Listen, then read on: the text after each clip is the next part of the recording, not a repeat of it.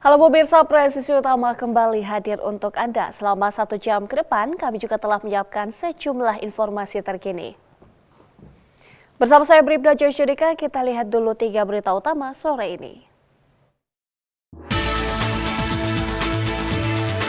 Polda Sumatera Barat menggelar konferensi pers terkait pengungkapan kasus narkotika, sekaligus melaksanakan pemusnahan barang bukti hasil pengungkapan.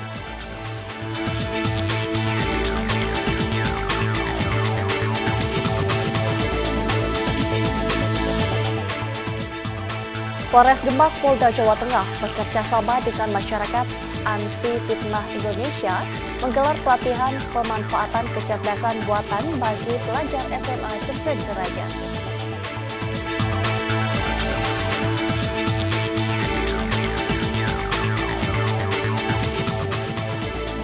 Dalam rangka memperingati Hari Pers Nasional tahun 2026, sekaligus Hari Ulang Tahun Persatuan Wartawan Indonesia ke-80, Kapolres Bondowoso menghadiri kegiatan gerakan sedekah oksigen.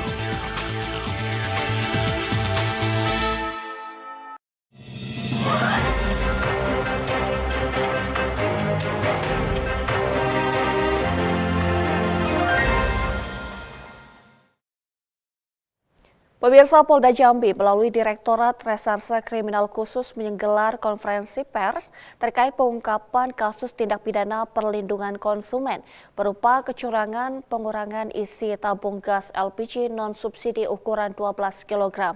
Dalam pengungkapan ini, petugas mendapati mekanisme penyuntikan tabung untuk mengurangi berat isi gas. Berikut Bribda Lintang Dina melaporkan untuk Anda. Pemirsa, Direktorat Reserse Kriminal Khusus Polda Jambi dan Bidang Humas Polda Jambi menggelar konferensi pers terkait pengungkapan kasus tindak pidana perlindungan konsumen. Berikut liputannya. Polda Jambi melalui Ditreskrimsus menggelar konferensi pers terkait pengungkapan kasus kecurangan pengurangan isi tabung gas LPG non-subsidi 12 kg.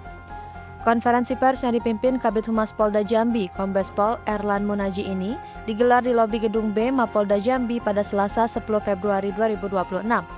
Dalam pengungkapan ini, personel Subdit 1 Indaksi Ditreskrimsus Polda Jambi melakukan penyelidikan dan mendapati 3 pelaku yang sedang memindahkan isi tabung LPG 12 kg ke tabung kosong dengan cara disuntik. Modus ini dilakukan untuk mengurangi berat isi tabung sekitar 2 kg. Polisi mengamankan sejumlah barang bukti, diantaranya 224 tabung gas LPG non-subsidi ukuran 12 kg, 1 alat suntik besi sepanjang 13 cm, 1 unit timbangan, serta 1 unit mobil truk cold diesel, beserta dokumen kendaraan dan dokumen pembelian dari SPPBE. Pengungkapan kasus ini dilakukan sebagai upaya Polda Jambi dalam melindungi hak konsumen, serta menjaga distribusi energi agar berjalan adil dan sesuai ketentuan yang berlaku. Polda Jambi mengimbau masyarakat agar tidak ragu melaporkan apabila menemukan praktik kecurangan serupa sebagai langkah bersama dalam memberantas penyalahgunaan dan menjaga keamanan serta keselamatan distribusi LPG di wilayah Jambi. Demikian laporan yang dapat kami sampaikan dari Polda Jambi. Saya Bribda Lintang Dina melaporkan untuk Polri TV. Pemirsa, Polda Jawa Barat berhasil membongkar praktik penyalahgunaan LPG bersubsidi di Kabupaten Bandung. Dalam pengungkapan ini, 2 orang ditetapkan sebagai tersangka. Diduga menjalankan bisnis ilegal pemindahan isi tabung LPG 3 kg ke tabung ukuran lain selama 1 tahun. Berikut informasi selengkapnya untuk Anda. Polda Jawa Barat mengungkap praktik penyalahgunaan LPG bersubsidi di wilayah Kabupaten Bandung. Hasil pengungkapan ini diumumkan dalam konferensi pers Selasa 10 Februari 2026.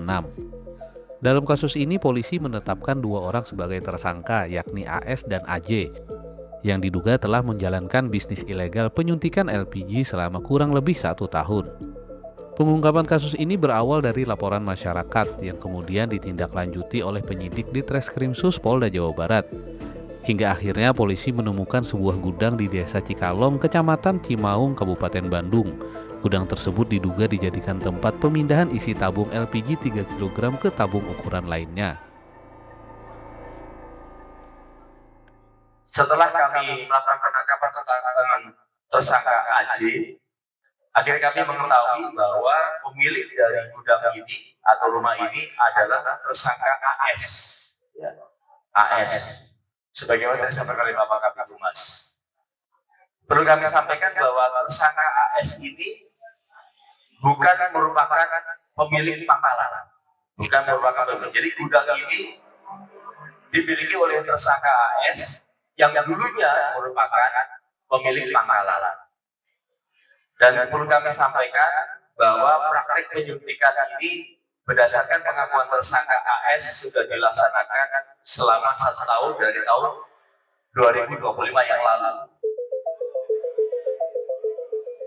Dari hasil penyidikan, tersangka AS diduga menerima keuntungan sekitar 1,6 miliar rupiah selama 1 tahun menjalankan praktik ilegal tersebut.